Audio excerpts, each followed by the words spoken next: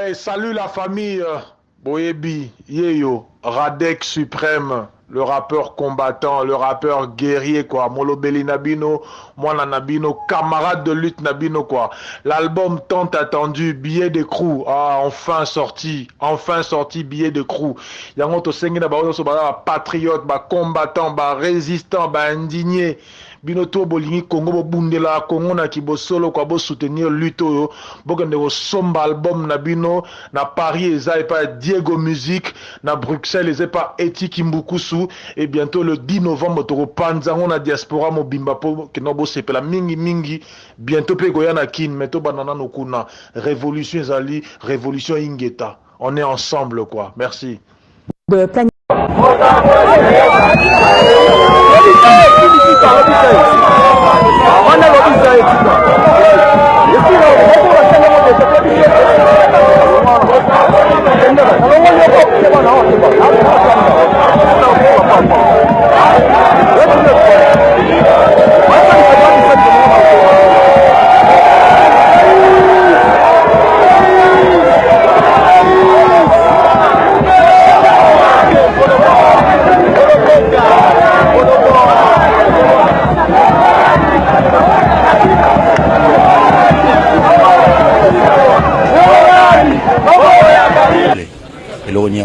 au peuple congolais faut retenir le discours chef de l'État. Le pena président Kabila Sololi pena.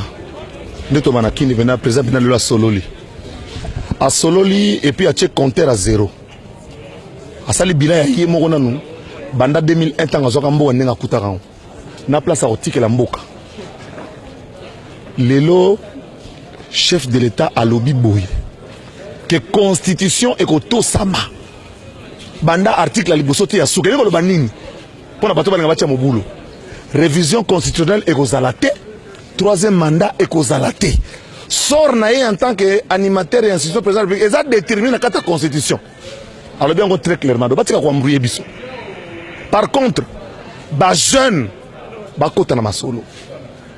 Pour le président, le parti, tout, le gouvernement, ils ont Kozalate. Les jeunes cadres, il y a majorité, il y a opposition.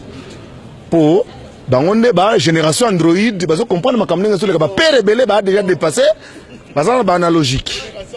Donc génération Android, c'est-à-dire que le gouvernement est la génération Android. Naba, salama mise à jour. Donc, le gouvernement national salama, on a une élection. Et salama, mais en même temps, les boumouya congolais payés, et on a, matata pour y salate. Mais coach Lelo, ton chef de l'État, avec une classe politique, moi, tu as pays mobimba en otage. Il y a tant que leader d'opinion. Il y a un boy. Chef de l'État, il y a un boy. Accord yo et salami Lelo. Pour si vous base légale, monsieur Zate, base mon côté zali oyo ba congolais ba yokani. À part accord oyo et bien oyo. Bande qu'on a biso à rassemblement. Oh, ça va congolais le la biso. Oyo ba membre na ba député na ba bazaki na kata salle ba chef de l'État. Ba comme ça message. Et pas il y a Papa Tshisekedi. Vous savez que Joseph Kabila a révisé la constitution. Joseph Kabila a reçu la troisième mandat. Joseph Kabila a signé na Congolais tout batia maboko na o etali mboka poto to baliboso pour lelo ennemi à liboso à Congo lelo. Les anzala, les misère, les pauvreté. Mais ça les zonga ba Congolais ba ça musala poto évoluer. Gouvernement o ekoya. Loko la ba chef à parti ba rozala pembeni. Pour ça déjà dépassé.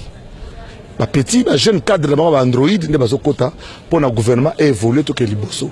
Les messages moi clair, o yoki angote Italie to zonga sima pamba. To comme un système ya match à souka ya qualification. Ce qui to raté match yo. Le Parazé éliminé, Mboke éliminé.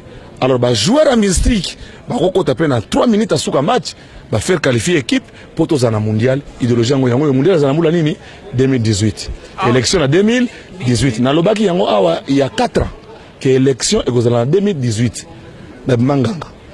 Mais il y a Kalate, Joseph Kabila Tshisekedi va recevoir la banque pour intermédiaire, pour l'équipe belé, pour le Kouta et l'équipe. Côté de sa majorité, dans côté opposition. Bah rebeta mutu bangode, bah redévelopper bangode, au moins la bate belé, bah côté na saba tono, na saba pide pour bazana boule kaka ya bango na banana bango. Donc biso bana ba pauvre. Tolobi boye. Obso komi boye ça grâce monza mabendi biso kaka po ebele, moi ba bimeyate. pour baza bana yate baza batata yate bakosuka wapi classe batangi mayele baza nango yango na mokonza mboka lelo apesi biso passe biso ba jeune to comprendre toza côté nini toza côté nini côté tozali ezali côté ke biso pe chiki totanga ezala valoriser biso pe to comme lokwa bana bango biso pe mboka pe ça ba possibilité to avancer to kene liboso chef de l'état check compteur à 0 lelo a check compteur à 0 asali bilan na yi sokoza mutamayele mutako sosola mutu ya misumi tanu ya politique mutu ya misumi ya politique on comprendre le message chef de l'état clair bobonga na élection troisième mandat aux raté révision constitution et cause raté sort naé et bali et puis oh la France nous a dit oh Donald Trump a dit Donald Trump a regardé Obama sali soli 8 ans combien de fois soki na Rwanda gigade a combien wate tout le monde ba collègue na bisa ba kokanga ba photo na Hillary Clinton tout ça c'est quoi katani na soki wapi bazoko sabiso oh on nous a dit bon c'est quoi ya katani à Katani, Trump a lobby, hein, je vais m'occuper des États-Unis.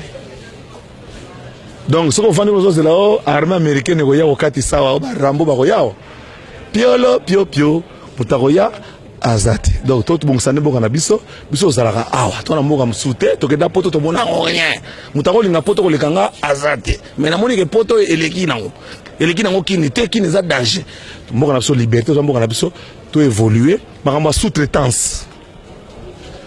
Ba sous-traitance bato basala ba pompe essence basala monde pas indien basala na totalité basala na cobilité bato mona ka o mamba sécurité basala pas mamba c'est basala monde pas indien makamwana tu esili muto ko zamsana total mbala moko muto ko zamsana jekamine mbala moko muto ko zamsana RTNC mbala moko hôpital cinquantenaire mbala moko yango de kabila lobi lelo so yo yango tenga na yo yango ndenge wana et puis na ko salela ngo bongo ba président parti biso peut osala bino comité de sages ndenge bato rasala baza comité de sages po talaka bien age na ba FV chichi so tali bato kozana wa age mo wana portugais mo merci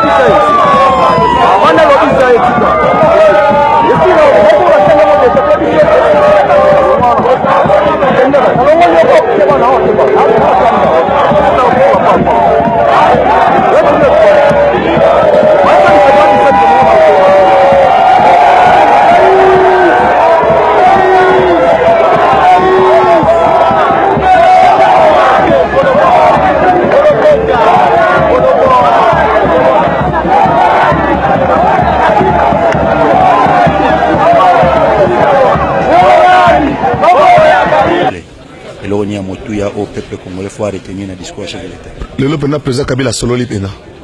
Neto manakini pena président pena le Sololi. A Sololi et puis a check compteur à 0. A sali bilan ya yemo kona nu banda 2001 tanga zoka mbo ndenga kutaka. Na place a otike la mboka. Lelo chef de l'État a lobby boy. Que constitution et que to sama. Banda article la libosote ya souke ko lo banini. Pour la révision constitutionnelle et Kozalate, troisième mandat et Kozalate. Sort naé en tant qu'animateur et institution président de la République, ils ont déterminé la constitution. Alors bien très clairement, par contre, les jeunes, ils ont solo. Pour les président a parti tout, le gouvernement ils ont Kozalate. Les jeunes cadres, il y a majorité, il y a opposition. Pour bangonde ba génération Android bazo comprendre makamnenga sur le ba père belé ba déjà dépassé bazana ba analogique donc génération Android c'est-à-dire gouvernement c'est génération Android naba oyo ba salama mise à jour donc gouvernement national salama pour na ba élection et salama doki mais en même temps li bumu ya congolais payé et tona oyo matata pour ya ko salate Mais coach lelo tout mon chef de l'état avec une classe politique moi te ko joa pays mobimba en otage yo tant que leader d'opinion idée nangeza boy chef d'état linko loba boy accord yo et salami lelo posiko base légale monsieur ezate base moko te zali oyo ba congolais ba yokani à part accord oyo et bina oyo ya bande ko na biso ya rassemblement o baza ba congolais lokola biso oyo ba membre na bango ba député na bango bazaki na kata salle ba chef de l'état ba komisa message et pas il y a papa Tshisekedi ba bisaye que Joseph Kabila a révisé la constitution te Joseph Kabila a reçu la 3e mandat te Joseph Kabila sengi na ba congolais surtout ba tia maboko na o etali mboka poto to ba liboso po lelo ennemi ya liboso ya Congo lelo eza nzala eza misère eza li pauvreté misale zonga ba congolais ba sa musala poto évoluer gouvernement o ekoya lokola ba chef à parti ba kozala pembeni pour ça déjà dépassé ba petit ba jeune cadre ba Android ne bazo kota pour na gouvernement évoluer to ke liboso eza message mo eza clair o yoki yango te etali to zonga sima pamba to komi na système ya match ya suka ya qualification soki to raté match oyo le paraza éliminé mboka est éliminé alors ba joueur à mystique ba kokota pe na 3 minutes à suka match ba faire qualifier équipe pour to zana mondial idéologie yango mondial zana mula nini 2018 élection en 2018 na lobaki yango awa il y a 4 ans que élection et en 2018 ba manganga na ebisaki bino pe kalate Joseph Kabila Tshisekedi ba resolola bango moko pour intermédiaire boleke belé bulukuta eleki côté de sa majorité na côté opposition ba robeta mutu bango de ba redévelopper bango de au moins ba te belé ba kota na saba tono na saba pine po bazana bulu kaka ya bango na bana na bango donc biso bana ba pauvre to lobi boye obso ko bi boye ça grâce mon nzamba bendi biso kaka po ebele mo ba bimeyate po baza bana yate baza batata yate ba osuka wapi classe batangi mayele bazana yango na mokonza mboka lelo apesi biso passe biso ba jeune to comprendre toza côté nini toza côté nini côté tozali ezali côté que biso pe chiki totanga ezala valoriser biso pe to comme lokwa bana bango biso pe mboka pe ça ba possibilité to avancer to kene liboso chef de l'état check compteur à 0 lelo a check compteur à 0 asali bilan na yi soko za mutamayele mutako sosola mutu ya misumi tanu ya politique mutu ya misumi ya politique on comprendre le message chef de l'état clair bobonga na élection 3e mandat aux raté révision constitution et cause raté sort naé et bali et puis oh la France nous a dit oh Donald Trump a dit Donald Trump a regardé Obama sali soli 8 ans combien de fois soki na Rwanda gigade a combien wate to moni ba collègue na bisa ba kokanga ba photo na Hillary Clinton tout ça siko ya katani na soki wapi bazoko sabiso oh on nous a dit siko ya katani a katani Trump a lobby hein je vais m'occuper des États-Unis donc ce qu'on fait nous de là armée américaine ko ya wakati sawa ba rambo ba ko yao piolo pio putakoya azati donc tout bon sane boka na biso zalaka awa to na mboka msute to keda poto to mona rien mutako linga poto ko lekanga azati mais na moni ke poto eleki nango kini te kini za danger mboka na biso liberté to mboka na biso to évoluer makamba sous-traitance